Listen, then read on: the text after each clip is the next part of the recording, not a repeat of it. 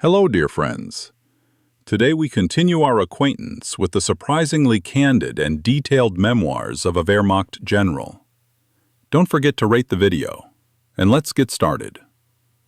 October 24th, 1941. Letter to his wife. Don't worry about Christmas presents from Moscow. For now, the Russians are defending themselves with great ferocity. Much blood will be shed before we get there, but we will take it. We'll see. Maybe we'll go straight to that communist nest, or let them die of hunger and cold instead of fighting fierce street battles. The word vacation sounds impossible and unthinkable to our ears. One thing is clear to everyone. There is no point in thinking about it yet. Until further notice, the war continues. This unpredictability ultimately eats away at us from within. In the past, all wars were decided in a single campaign. Why does everything have to drag on for years today? The warm clothes from Germany have not yet arrived. We are expecting a car in the next few days, if it can make it at all, given the state of the roads. So far, I have managed with a leather raincoat and a knitted vest, as I mostly sit in the car.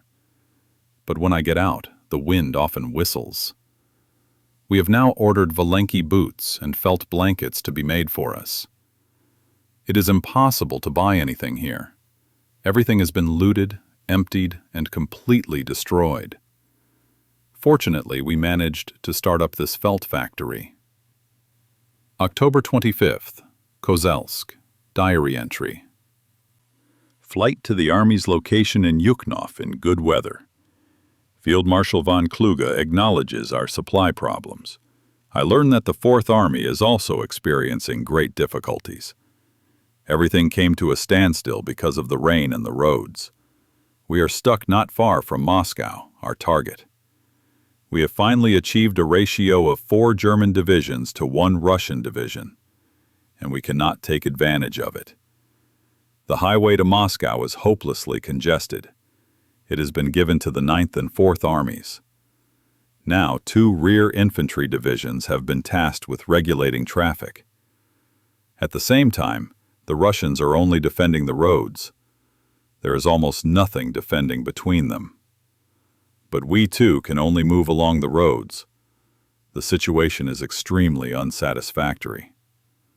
I told the Chief of Staff, Colonel Blumentritt, we are 4 weeks short of the Serbian campaign.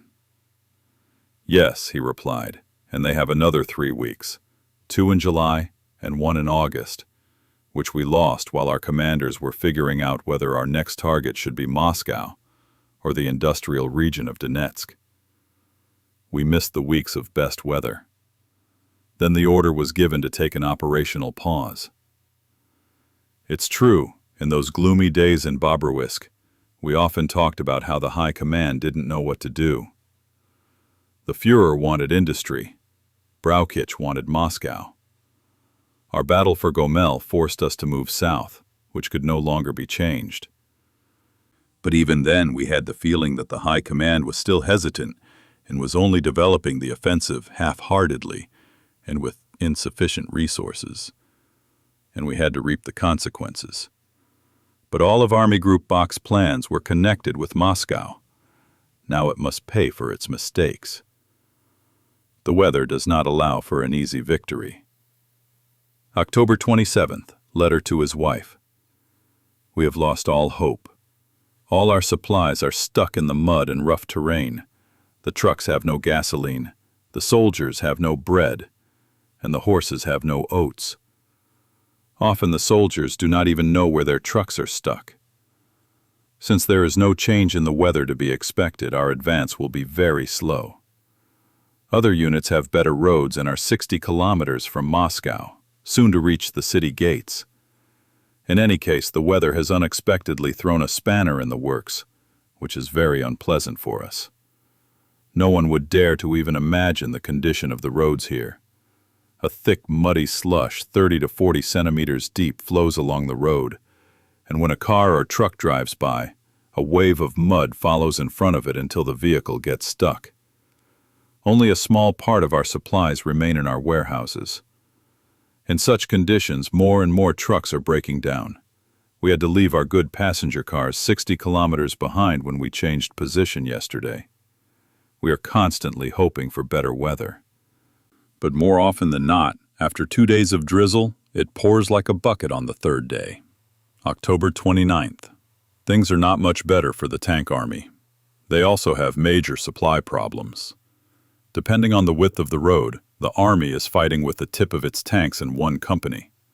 Everything else is behind them on the road to Tula, partially destroyed and sunk in the mud.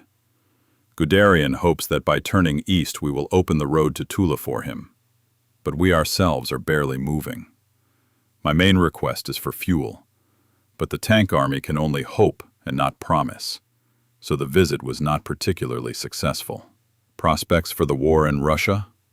Guderian fears the same thing I do, a winter hibernation, which the Russians will interrupt frequently and vigorously, and next year, a war like the one Japan is waging against China. October 30th. Report to the family. Our main enemy is the weather. Despite a few fair days, the roads have not dried out. Since trucks cannot pass, we have no fuel, no gasoline, no bread, no coffee, and so on. And our ammunition is running out. We have enough meat, cabbage, and even potatoes, though not in abundance. We also have grain, but our oats are running out. In general, we are stuck with all our motorized equipment, as the main prerequisite for it, solid roads, is missing. Nature has defeated technology. We are very lucky that this did not happen at the end of September, when we began to destroy the central group of Russians. But what an irony of fate that we are stuck right at the gates of Moscow. The divisions closest to it are only 60 kilometers from the city, which is 3 days of short marches. Our hand, so to speak, is already stretched out over the citadel of communism. We have a clear superiority of forces, and now, 10 days ago, the runner who almost won is stuck in the mud and cannot pull his feet out of it. How much effort, labor, and sacrifice will it take to change the situation? When you see people standing by a half-sunken truck, under a gray sky, in a cold wind, with slanting rain, knee-deep in mud, their coats covered in clay up to their waists, and they are still trying to dig under the car, cutting down trees and dragging logs to put under the wheels, pushing, pulling, and all in vain. Gradually, all the food is eaten. Night falls, and people spend the night in their cars at 0 to 2 degrees Celsius. The next day, it's the same story. Finally, you move 5 kilometers forward and get stuck again. I think that in my homeland, they don't imagine war to be like this. They don't show this in Vokhencha. There, they say that Russian roads are impassable, but our motorcyclists overcome them, and someone rushes through the mud as if it were a game. A couple of days ago, it took 12 heavy draft horses to pull my four-wheel drive off-road vehicle onto the improved road. And today my driver said that the trip is impossible.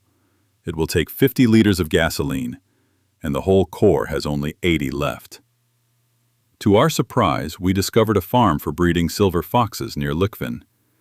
Our soldiers have already shot a dozen of these valuable animals for no reason and without any sense, since their fur is now unusable. We were again told that the huge forests we've been traveling through since October 2nd are home to bears, wolves, and moose. Alas, we have not seen any of them. They say that in winter, wolves and moose leave the forests and go to the Oka River Valley. But by that time, we hope to be no longer here, but near Moscow. I recently spoke with an army commander about what lies ahead. Well, he said, we will probably stay here for the winter, which will be frequently interrupted by the Russians. Okay, I replied, and next spring a war like the one in China will begin. Here and there, new armies will emerge or appear, which will have to be destroyed in a separate campaign. That's how it will be, he replied. November 1st, 1941. Our situation is becoming catastrophic. Thanks to my constant pressure, The Sukhanichi-Kozelsk-Likhvin Railway is finally in such a condition that individual cars can be carefully sent along it. But a new station commander has appeared in Sukhanichi, who prohibits the movement of transport in our direction. The motorized units of the divisions are scattered across the area, even deep in the rear. Without fuel, without communication with others, partially broken, they stand along the roads. The 131st Division is trying to gather them in several places. Another division is unable to do so. It has no communication whatsoever with its reconnaissance and anti-tank groups and does not know where its supply train is.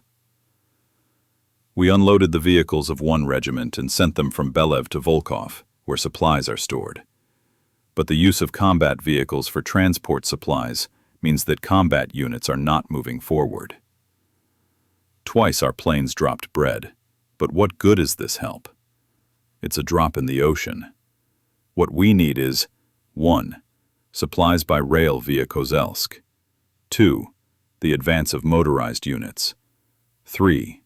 Fuel. We will get none of this. They won't even give us stork. We have no communication with the divisions. We are helpless. We are at a dead end. We have never been in such a bad situation. The weather is not changing at all. It's warm and wet. You hope for frost, but the next day it rains, so the roads instantly become impassable.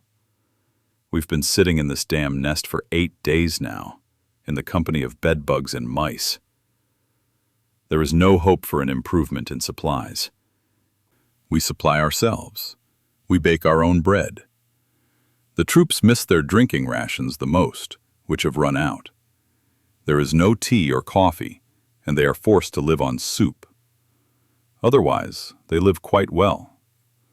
They eat everything they can find around them, but even that is not enough. Some supplies are running out completely, oats, for example. And so, we sit here. The 31st Division without vehicles, and the 131st Division without supplies. Half of the Corps Command in Likhvin, and half in Kozelsk. And the tank army is shouting that we must drift towards Tula, where the enemy is stubbornly defending itself with 2 divisions. November 2nd, the town of Likhvin. Once again, they didn't give me the stork. I have to travel 120 kilometers to the 31st Division. I'm not feeling well, so this time you can send someone younger. I sent Major Knupel. His trip took 11 hours. I don't understand why young people have to sit at home all the time, while generals have to travel for 12 hours. Instead, in the evening, I visited the infirmary of the 131st Division and saw horrific scenes. The air in the rooms was foul. Seriously wounded soldiers were lying on straw, one of whom actually needed to have his leg amputated, with pneumonia, and many with gas gangrene. Thank God we now have serum, which had not yet been invented during the First World War. Back then, everyone died from this. I cheered the guys up and thanked them. They are all waiting to return home. Lieutenant Beidelsbacher killed a total of 12 partisans, some yesterday in Lichvin and some today near here. I would never have thought that this small, inconspicuous man had so much energy. He is avenging his father, his mother, his brothers and sisters, whom communism either sent to their graves or into exile. He is a ruthless avenger. Nevertheless, near Lichvin, 2 Red Army soldiers who were leaving the encirclement shot our soldier. There are still many such people wandering around the forests here, mixed in with the partisans. November 5th. Report to the family. 2 days ago the weather changed. It is getting colder every day. Today it is -5 degrees. The swampy roads are freezing and turning into a series of potholes, which is also not very good for our vehicles. But overall, mobility has improved. It is worth noting the arrival of the first train with supplies yesterday. In good weather, The city of Lichvin appears in a much more favorable light than before. It is spread out on the steep western bank of the Oka River, rising about 30 to 40 meters above the river, which does not look so bad. Deep clay ravines surround the city on all sides, as if it were a castle on a mountain. The market square offers a view of the Oka Valley, 4 kilometers wide. The air is crystal clear. Everything around is painted brown. Brown is the main color here, including the Russian uniform. The area around Lichvin is very fertile, as the soil consists of rich clay. But since the peasants were forced to give everything away, they are still poor. Not far from the city are coal mines, which seem to have been developed only recently. A factory for the production of shells has also been built here. We captured a large number of shells and 15,000 liters of gasoline and fuel there. Unfortunately, Russian gasoline is not suitable for our vehicles. The area is full of partisans. The Bolshevik government has ordered all party members to remain in our rear to wage a guerrilla war. They destroy warehouse stocks. In Lichvin, they burned a stock of leather worth 8 million marks, and carry out raids which, alas, are successful time and time again. First of all, they attack small requisitioning detachments, which are sent out by the troops around the district to obtain provisions. During the day, the partisans hide in the forests and ravines in their shelters, and at night they go to the villages for food. Our Russian interpreter has taken up the fight against them with great zeal. The population has repeatedly informed us about the partisans, as they fear oppression from them. Only with the help of the peasants can the partisans be captured. Over the past 3 days, the interpreter has managed to catch and kill 15, including several women. The partisans are sworn to loyalty to each other. They allow themselves to be shot, but they do not betray their comrades.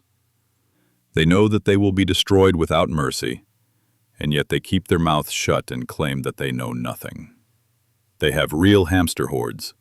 3 days ago, we found 300 kilograms of honey in one of the caches, not to mention clothing, meat, and flour supplies. In addition to the partisans, there are quite a few Red Army soldiers lingering here, left behind in our rear after the fighting. Some of them armed, some unarmed, many of them helping the partisans. After improvements in the weather and our advance, we hope to resume our offensive on Moscow. The period of precipitation gave the Russians 14 days to bring up troops and rectify the situation. We must be prepared for more serious battles ahead. November 6th, letter to my wife. Yesterday I went to the fox farm again. Once again, soldiers stole the 6 largest foxes. In addition, they say that Hermann Goering confiscated all the valuable furs from the animal farms. This means that nothing will come of the blue fox. Christmas leave. A big question mark. It doesn't look like it at the moment. Transport links with Germany are terrible, and secondly, no one knows how the situation on the front will develop. There is no end in sight to the fighting.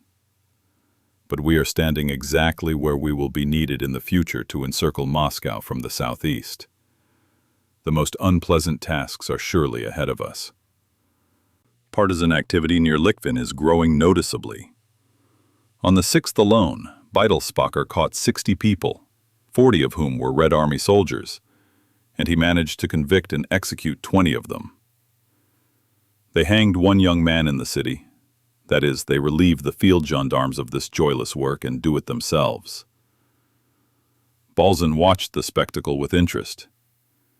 Everyone is impressed by the partisans' strength of spirit. None of them give anything away. They all remain silent and go to their deaths. November 7th, diary entry. I told Beitelsbacher not to hang the partisans closer than 100 meters from my window. Not the most pleasant sight in the morning. My count noted that Goethe lived in Jena for 3 weeks with a view of the gallows. November 8th, letter to my wife. A pilot will take this letter with him, so it should get home fairly quickly. The last 14 days have been relatively quiet, but now we are facing combat again.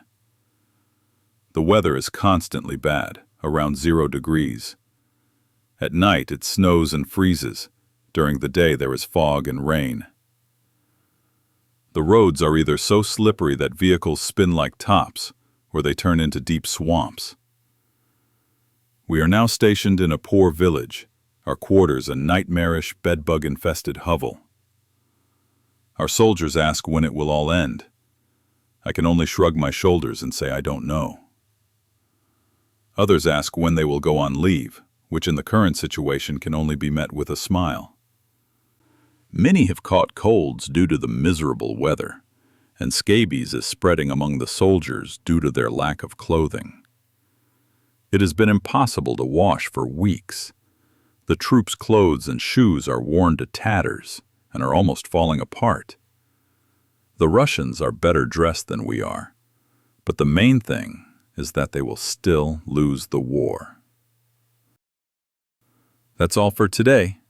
If you liked the video, please like it and subscribe to the channel. Bye for now. See you next time.